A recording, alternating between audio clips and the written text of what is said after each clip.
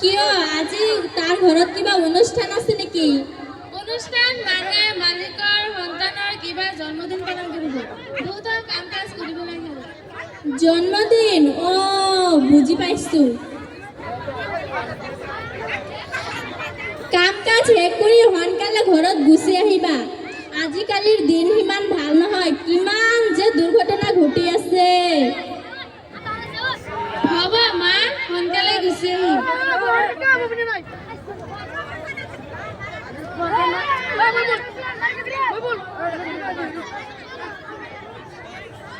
মা, মা, আজি মই স্কুলত নাযাওঁ। ভাবিছো একেবাৰে স্কুলত যোৱা বন্ধ কৰি দিম। কিয়, তোৰ আকৌ কি হ'ল? স্কুলত নাযাওঁ মানে স্কুলৰ ইউনিফৰ্মযোৰ ছিঙি গৈছে। দুবাৰতো চিলাই কৰি দিলা, এবাৰতো চিলাই কৰাৰ কোনো অৱস্থা নাই। কেনেকৈ যাম মা?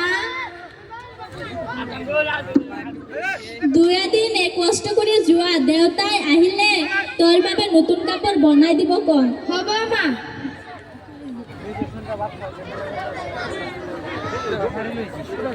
মা, মোৰ কাপোৰ ছিঙি গৈছে, মোৰ কাৰণে কাপোৰ বনাবলৈ দিবা। আৰু স্কুলত কিবা ফিজ ধৰিছে, স্কুলত ভ্ৰমণ কৰিবলৈ লৈ যাব, তাৰ কাৰণে কিবা ফিজ ধৰিছে। ফিজ নোহোৱাকৈ গ'লে ছাৰ বাইদেউসকলে লাজ দিয়ে। হ'ব, তোৰ বাবে স্কুলৰ ফিজৰ কথা কম। এতিয়া স্কুলত যোৱা, বহুতো বিলি হৈছে। হ'ব মা, যাম।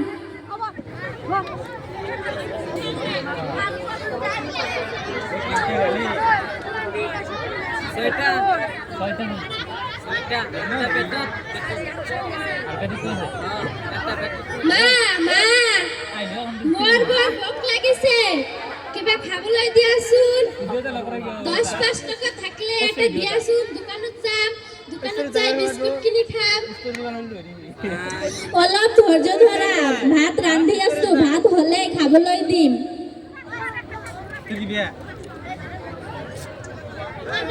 তহঁত দুটা ইয়াৰ ওচৰত আহি বহচোন।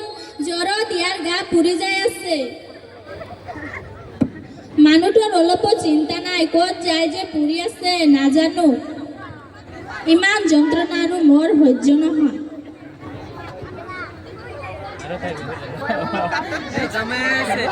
নাকান্দিবি, তোৰ কাৰণে দেউতাই বিস্কুট আনি আছে।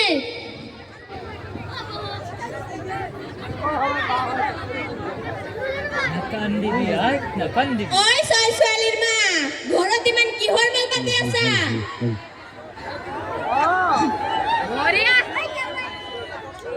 আহিছে ৰজা। আপোনাৰ অকণো চিন্তা আছেনে? সৰু ছোৱালীজনীৰ আজি 4-5 দিন ধৰি জ্বৰ। তাৰ বাবে কিবা ঔষধ আনিছেনে?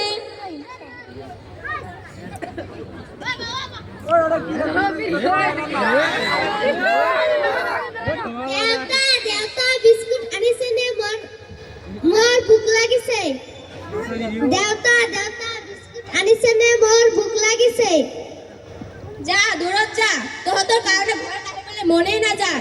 ঘৰত আহিলে দেউতা কাপোৰ দিয়া, বিস্কুট দিয়া। যা, দূৰত যা। সন্তানৰ লগত ভালদৰে কথা ক'ব কৈ দিছো। কি কলি তই? ভালদৰে কথা কম। লাষ্ট টাইম কৈ দিছো। মোৰ ওচৰলৈ আহিবলৈ মানা কৰি দিবি। ভেড়াৰ পালবোৰক কৈ দিছো তোক। ভেড়াৰ পাল বুলি কাক কৈছ? নিজৰ সন্তানক। জন্ম দিয়াৰ সময়ত মনত নাছিল, এতিয়া ডাঙৰ কথা। তোক ভালদৰে কৈ দিছো, এইবেলি যদি ছোৱালী সন্তান জন্ম দিয়া, চাবি তোক কি কৰো। মনত ৰাখিবি তই। মই গলো, থাক তই ভেড়াৰ পাল লৈ। এইটো ঘৰত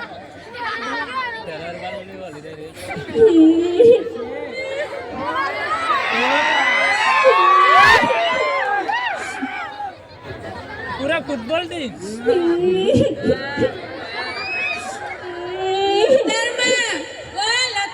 ঘৰত আছানে? কি হৈছে? কান্দি আছা কিয়? কোৱা দুখৰ কথা আপুনি সকলো কথাকে গমে পায়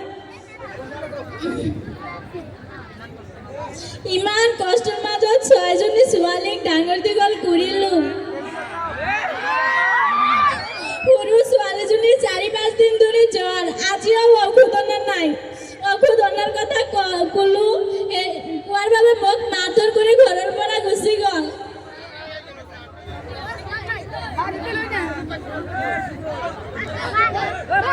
লতা মা এইবোৰ কথা বাদ দিয়াচোন পিছে তক এটা কথা সুধো তহঁতে ইমান সন্তান কিয় লৈছা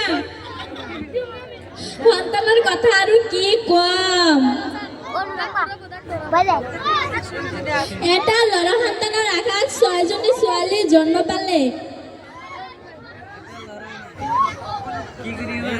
এইবুলি ভগৱানৰ মুখৰ পিনে চাই আছো যদি এটা ল'ৰা সন্তান দিয়ে আমি অশিক্ষিত মানুহ একো বুজি নাপাওঁ কোনো নীতি নিয়ম নাজানো কি কৰিম এনেদৰেই হৈছে আৰু সব ভগৱানে দুখ দি লাভ নাই তই এটা কাম কৰিবিচোন কালি আমাৰ গাঁৱত এটা সভা পাতিব তাত যাবিচোন ডাক্তৰ আহিব বাচ্চাৰ কাৰণে কিবা ঔষধ দিব কালি 9 বজাত ডাক্তৰ আহিব গাঁৱৰ সকলোবোৰে মহিলাই তাত যাব তয়ো যাবি ময়ো যাম এতিয়া মই যাওঁ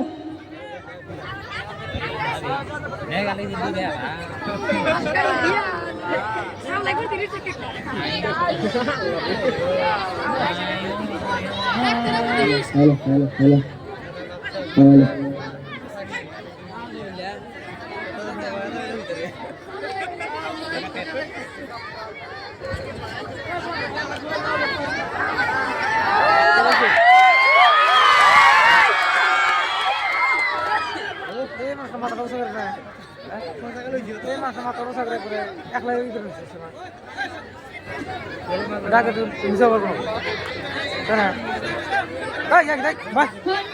আজিৰ সভাৰ আই মাতৃসকল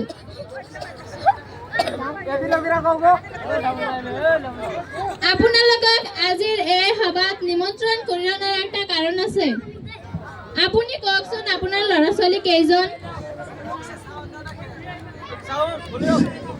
বাইদেউ মোৰ 4জন আপোনাৰ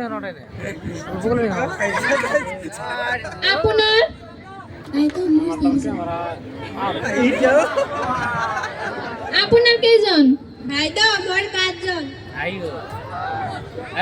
আপুনি কওকচোন আপোনাৰ কেইজন বাইদেউ মোৰ 3জন বাইদেউ আপুনি কওকচোন আপোনাৰ কেইজন বাইদেউ মোৰ 6জনী ছোৱালী আৰু এজন পেটত আছে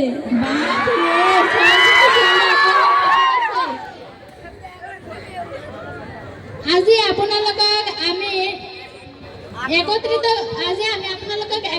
কৰিছো বেছি সন্তান ল'ব নালাগে সেই বিষয়ে নিয়ম নীতি বন্ধকৰণ পদ্ধতি গৰ্ভনিৰ্ধাৰণ পদ্ধতি ঔষধ বিভিন্ন ধৰণৰ পদ্ধতি আছে সেইবিলাক যাতে মানি চলে ওচৰত আশাকৰ্মী থাকিলে ঘৰতে বুজনি লৈ আহিব আশাকৰ্মীসকলে যেতিয়া আপোনালোকৰ ঘৰে ঘৰে যায় তেতিয়া কি পদ্ধতি মানি চলিলে সন্তান বেছি নহয় সেই বিষয়ে ভালদৰে বুজনি দিব ৰাইজসকল আজি আমাৰ সমাজত লতাৰ নিচিনা বহুতো লতাৰ মা আছে যিসকল দুবেলি ধুমুটি ভাত খাবলৈ নাপায় সিহঁতৰ ঘৰত 6-7জনকৈ ল'ৰা ছোৱালী আপোনালোকে এবাৰ চিন্তা কৰকচোন 6-7জনকৈ ল'ৰা ছোৱালী থাকিলে ভাল শিক্ষাদান ভাল কাপোৰ ভাল খাদ্য এইবোৰ ক'ৰ পৰা দিব যেতিয়া 2টা সন্তান থাকিব তেতিয়া ভাল শিক্ষাদান ভাল কাপোৰ ভাল খাদ্য সকলো সুবিধা ল'ৰা ছোৱালীক দিব পাৰিব 2টা ল'ৰা হৈছে 2টাই থাকক 2টা ছোৱালী হৈছে 2টাই থাকক আজিকালি চৰকাৰে ল'ৰা আৰু ছোৱালীক সমান সুবিধা প্ৰদান কৰিছে গতিকে কোনেও যাতে ল'ৰা ৰাখাত বা ছোৱালী ৰাখাত বেছি সন্তান নলয় বেছি সন্তান ল'লে লতাৰ মাকৰ নিচিনা অৱস্থা হ'ব সংসাৰত সদায় কাজিয়া লাগিয়েই থাকিব শ্ৰদ্ধাৰ ৰাইজসকল কোনেও যাতে বেছি সন্তান নলয় কোনেও যাতে 2টাতকৈ বেছি সন্তান নলয় জয় এখন